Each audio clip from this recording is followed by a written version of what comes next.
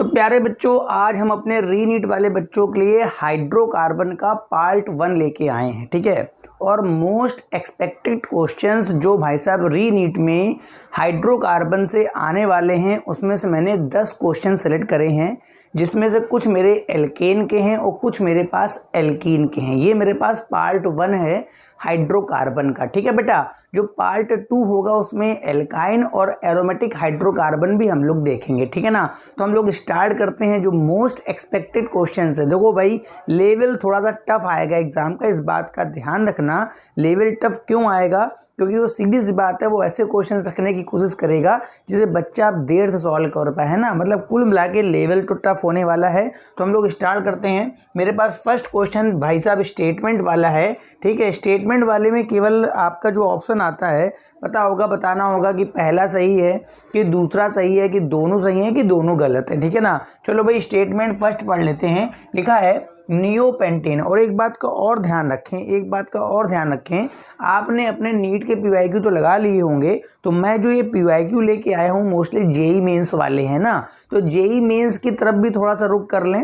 आपसे ही मैं ये नहीं कह रहा कि जेई मेंस के सारे क्वेश्चन लगा लीजिए। ठीक है, आपसे जेई मेंस के जो क्वेश्चन बन पा रहे हैं बेटा उनको तो लगा लो। मान लो 50 क्वेश्चन दिए हैं आपके जेई मेंस में, ठीक है, मान लो कहीं पर 50 क्वेश्चन पीवाईक्यू के आए हैं, तो अगर आपसे 25 बन रहे हैं तो आप 25 लगा लो, आपसे 30 बन रहे हैं आप 30 लगा लो। ठीक है, स्टेटमेंट फर्स्ट लिखा है neopentane forms only one mono substitute product. मतलब कह रहा जो नियोपेंटेन है उसमें केवल एक ही मोनो सब्स्टिट्यूट कंपाउंड बन पाएगा, इसके अलावा नहीं बन पाएगा। चलो भाई चेक करते हैं। तो नियोपेंटेन का फॉर्मूला आपको पता होगा, सी पे यहाँ पर हो गया CH3 बेटा, यहाँ पर भी हो गया CH3, यहाँ पर भी हो गया CH3, यहाँ पर भी CH3। अगर आप ध्यान से देखें तो जो नेचर इन 3 H का है वही नेचर इन 3 का है, वही नेचर इन 3 का। ओवरऑल जो आपके जो 12 के 12 H हैं वो सब इक्विवेलेंट हैं। इक्विवेलेंट का मतलब क्या है? ये मेथिल C पे लगा है,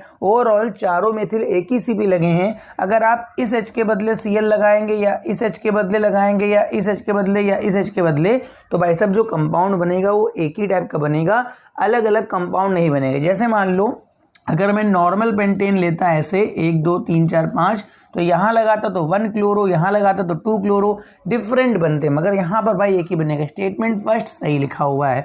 कोई क्वेश्चन अगर आप करने की ताकत रखते हैं तो वीडियो को पॉज कर लीजिएगा और खुद से करके देखिएगा हो रहा है कि नहीं हो रहा है, फिर आगे सोल्यूशन देखिएगा। ठीक है ना। स्टेटमेंट सेकंड क्या है? Melting point of neopentane. देखो भाई, अगर बेटा आपको नहीं पता, मेल्टिंग पॉइंट जो है वो मॉलिक्यूलर वेट से ज़्यादा डिपेंड करता है क्लोज पैकिंग पर, है ना। मॉलिक्यूल जितना ज़्यादा क्लोज पैक हो जाते हैं, है ना। बॉइलिंग पॉइंट तो मॉलिक्यूलर वेट पर मोस्टली डिपेंड करता है या ब्रांचिंग पर डिपेंड करता है, मगर जो मेल्टिंग पॉइंट होता है बेटा उस पर ध्यान देने वाली बात है कि वो क्लोज पैकिंग पर डिपेंड करता है। तो देखो जितनी अच्छी क्लोज पैकिंग हो जाएगी, मॉलिक्यूल जितने पास पास होंगे, जितने अच्छे से जुड़े होंगे, उनका मेल्टिंग पॉइंट ज़्यादा होगा। पढ़ लेते हैं statement. Melting point of neopentane, मतलब इसी का मेल्टिंग पॉइंट कह रहा हायर देन आपका नॉर्मल पेंटेन, कह रहा इससे ज़्यादा है। तो ध्यान से देखो, अगर इसकी बात करें तो बिल्कुल स्फीयर लाइक का मॉलिक्यूल है ना, स्फीयर लाइक। और इसकी बात करें तो भाई बहुत ज़्यादा सरफेस ले रहा है। तो आप बताइए, अगर कहीं पर स्फीयर को क्लोज पैक होना हो, देखिए ज़रा ध्यान से, अगर स्फीयर को होना हो तो स्फीयर बहुत अच्छे से क्लोज पैक होते हैं, बहुत कम जगह खाते हैं। ठीक है, जैसे कोई बूंद है पानी की तो काफ़ी कम जगह में आ जाती है। तो भाई साहब इसकी क्लोज पैकिंग बहुत अच्छी होगी। मॉलिक्यूलर वेट के मामले में दोनों बराबर हैं, यहाँ पर भी 5 कार्बन है, यहाँ पर भी 5 कार्बन है। तो मॉलिक्यूलर वेट के मामले में ना कोई आगे है ना कोई पीछे है, तो उससे तो निकाल भी नहीं पाएंगे। मगर हाँ, मेल्टिंग पॉइंट है, क्लोज पैकिंग इसकी ज़्यादा होगी, तो सीधी सी बात है नियोपेंटेन का मेल्टिंग पॉइंट भी ज़्यादा होगा। स्टेटमेंट फर्स्ट तो सही था बेटा, स्टेटमेंट सेकंड भी सही है। मैं आपको फिर से एक बार राय दूंगा कि आप जेई मेंस के क्वेश्चन की तरफ थोड़ा सा मूव करें और बिल्कुल उसी लेवल से मिलता जुलता पेपर मिलेगा, मेरी बात मान लीजिए। ठीक है, क्वेश्चन सेकंड में आते हैं। लिखा है सेकेंडरी ब्यूटिल साइक्लोहेक्सेन। अब बहुत सा बच्चा तो इस स्ट्रक्चर को ड्रा करने में उसकी बैंड बज जाने वाली है, फिर भी प्रोडक्ट से हमें कुछ थोड़ा सा आराम मिलेगा स्ट्रक्चर को ड्रा करने में। क्या लिखा है? साइक्लोहेक्सेन है ना, उसका करना क्या है? रिएक्शन करानी है ब्रोमीन से इन प्रेजेंस ऑफ लाइट, मतलब पहले तो वो मॉलिक्यूल ड्रा कर लेते हैं फिर बाद में रिएक्शन कराते हैं, ठीक है। साइक्लोहेक्सेन मैंने पहले बना लिया, ये मैंने बना लिया साइक्लोहेक्सेन। अब इस पर कहीं पर भी लगाना है सेकेंडरी ब्यूटिल, 4 कार्बन लगाने हैं मगर 2 डिग्री के साथ। तो देखो भाई ये 4 कार्बन मैंने ऐसे कर लिए और यहाँ से जोड़ दिया। बताइए इसकी डिग्री बताइए इधर से, अगर मैं इसकी बात इससे जुड़ा इसकी बात नहीं कर रहा हूँ, 1 और 2 ये 20। देखो भाई ब्यूटेन में 4 कार्बन होते हैं, किनारे से कहीं जोड़ दोगे तो प्राइमरी माना जाएगा और 20 से कहीं जोड़ोगे तो सेकेंडरी। तो ये जो स्ट्रक्चर मैंने बना लिया है बेटा वो सेकेंडरी ब्यूटिल साइक्लोहेक्सेन का स्ट्रक्चर पहले ड्रा कर लिया। अब इसको ब्रोमीन देना है तो आपको पता होगा ये रेडिकल रिएक्शन होती है और रेडिकल की स्टेबिलिटी डिसाइड करती है मेजर प्रोडक्ट, है ना। तो कुल मिला के क्या करो, जगह जगह के एच देख लो, है ना। जहाँ पर 3rd डिग्री, जिसमें जितने ऐसे मान लो 3rd डिग्री ना देख पाओ तो जिसमें अल्फा है, जिस कार्बन पे जितने ज़्यादा अल्फा एच होंगे अगल बगल उसके, उसकी स्टेबिलिटी भाई साहब ज़्यादा होगी, ठीक है। अगर हम इस जगह पे रेडिकल बनाए, सब जगह रेडिकल बना चेक करना पड़ेगा। अगर यहाँ रेडिकल बनाएंगे तो केवल 1 अल्फा एच मिलेगा, ठीक है। अगर मैं यहाँ रेडिकल, हाँ बन जाएगा, 1 एच है, रेडिकल बन जाएगा, ठीक है। हाँ कहीं पर एच ही नहीं होगा तो वहाँ पर नहीं हो पाएगी रिएक्शन, ठीक है ना। तो इस जगह पे देखिए 3 इधर, 2 5, 5 1 6, इस जगह पे भाई साहब थोड़ी ज़्यादा अल्फा एच लिख लेता हूँ 6 अल्फा एच, ठीक है। इस जगह पे बात कर लें तो 3 इधर, 2 इधर, 1 ही इधर, 3 1 4 ही अल्फा एच है, बेकार हो गया।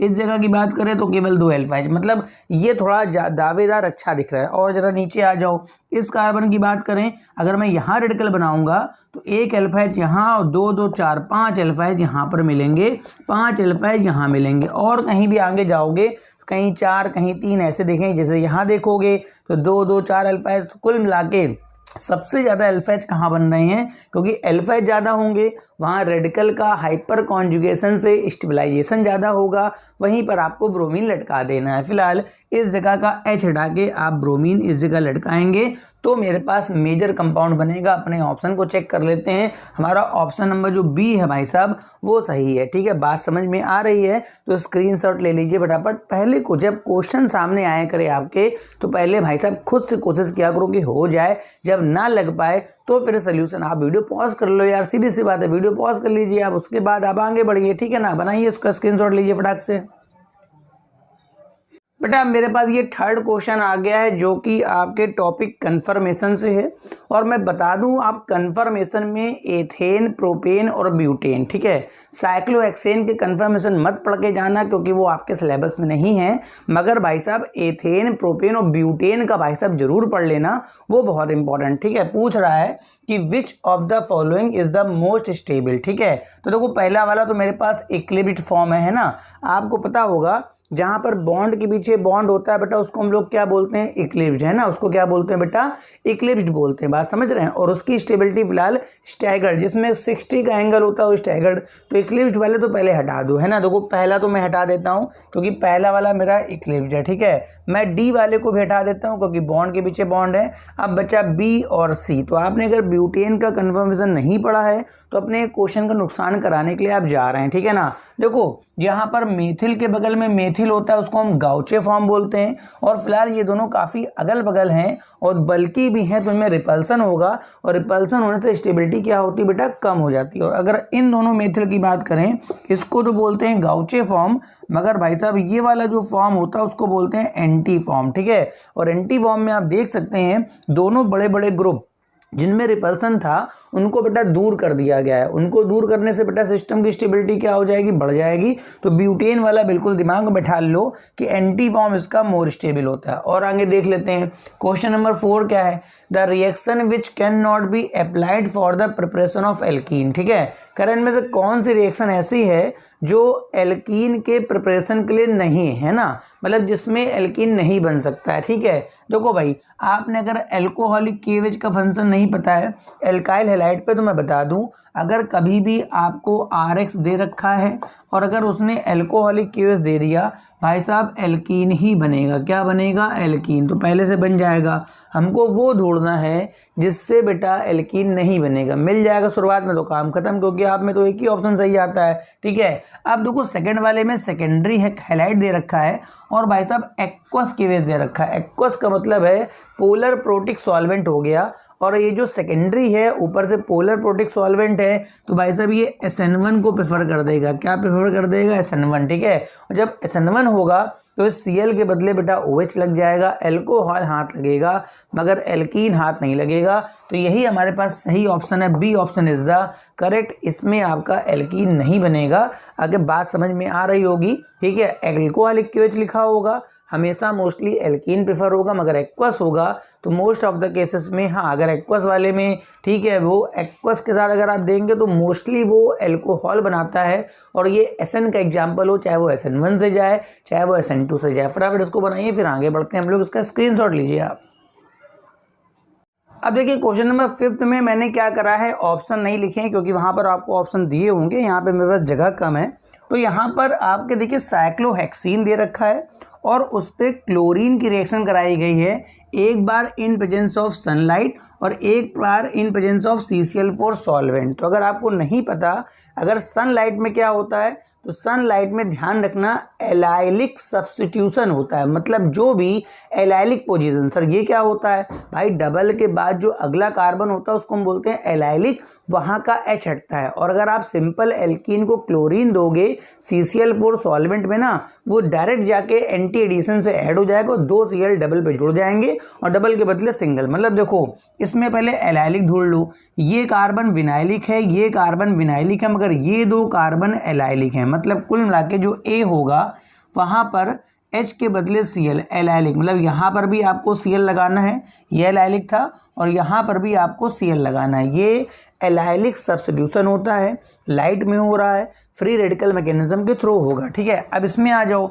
यहाँ सिंपल क्लोरीन का एंटी एडिशन होता है, दोनों Cl, फिलहाल आपके में इतनी स्टीरियोकेमिस्ट्री नहीं आने वाली है, यहाँ सिंपल सा आप इसमें जोड़ देंगे और यहाँ पर 2 Cl आपके ऐसे आगे चिपक जाएंगे। तो ये प्रोडक्ट A रहा, ये प्रोडक्ट B रहा। मतलब डबल बॉन्ड पे क्लोरीन से थोड़ा सतर्क रहिएगा, वहाँ पर लाइट दे सकता है या CCl4। आओ भाई क्वेश्चन नंबर 6 में आ जाओ।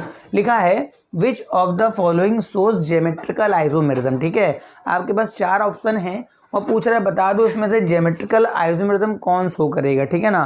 तो ज्योमेट्रिकल के लिए मेन कंडीशन क्या है, जो C डबल बॉन्ड C हो, इस पे जो आपका ग्रुप या एटम लगे हो ये डिफरेंट होने चाहिए। मतलब जो डबल बॉन्ड वाले कार्बन है इस पे जो भी एटम या ग्रुप लगे हों वो क्या हो, डिफरेंट होने चाहिए, ठीक है। चलो भाई पहले वाले में आ जाओ। इस वाले में देखिए इस कार्बन पे देखो यहाँ डबल बना हुआ है, हम इसको चेक करेंगे, यहाँ डबल बना है हम इसको चेक करेंगे, यहाँ डबल बना है इसको चेक करेंगे, यहाँ डबल है इसको चेक करेंगे, ठीक है।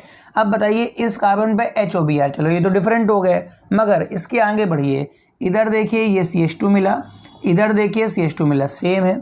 फिर आगे गया CH2 मिला, फिर आगे गया CH2, ये भी सेम है। और ये तो कार्बन कॉमन हो गया, मतलब दोनों के लिए, मतलब ये ज्योमेट्रिकल शो नहीं करेगा क्योंकि ये दोनों रास्ते एक जैसे हैं। यहाँ पर आओ, ये ऑप्शन तो पहले ही आप काट दीजिए क्योंकि इस वाले कार्बन पे दोनों क्या लग गए, H लग गए, ठीक है। इसी तरह आप ऑप्शन नंबर C भी काट दीजिए। क्यों काट दीजिए, क्योंकि इस C पर भी आपके 2 H लग गए। अगर एटम सेम हो जाएगा तो ज्योमेट्रिकल तो वैसे ही मना हो जाएगा। इसमें अब बचा D ऑप्शन, फिर भी चेक कर लेते हैं। बताइए इस डबल बॉन्ड पे एक H एक Br, ये तो ओके हो गया। अब देखिए इधर गए CH2 मिला, उधर गए हमें CH2 मिला, कोई बात नहीं, और आगे बढ़ो। इधर गए अगले कार्बन पे Br है, मगर भाई उधर तो दोनों H लगे हैं ना। भाई देखो इस रास्ते में डिफरेंस आ गया, मतलब उधर का ग्रुप अलग है उधर का अलग है। मतलब ऑप्शन नंबर जो D है बेटा वो आपका परफेक्ट आंसर है। आप स्क्रीनशॉट लेते जाइए। मैं तो कह रहा हूँ कि जब क्वेश्चन सामने आया करे पहले वीडियो पॉज कर लिया करो, खुद से करने की कोशिश करो ना। खुद से जब ना हो पाए तब बेटा वीडियो का सोल्यूशन देखा करो, बनाओ उसको फटाक से। भाई साहब अब ये क्वेश्चन जो आपका है भाई साहब, अब ये नीट के लिए बहुत इंपॉर्टेंट हो गया है क्योंकि अब JEE मेंस में धीमे धीमे ये आना कम हो गया है, आता है मगर अब नीट के लिए बहुत इंपॉर्टेंट है। तो वो ये आपको प्रोपीन दे रखा है, मैंने ऑप्शन नहीं लिखे हैं, मैंने सीधा बनाऊंगा प्रोडक्ट, जो होगा प्रोडक्ट वही होगा ऑप्शन, ठीक। प्रोपीन को अगर आपको इतना भाई साहब कभी लिखा मिल जाए तो आपको पता है इस पूरी घटना को बोलते हैं हाइड्रोबोरेशन ऑक्सीडेशन।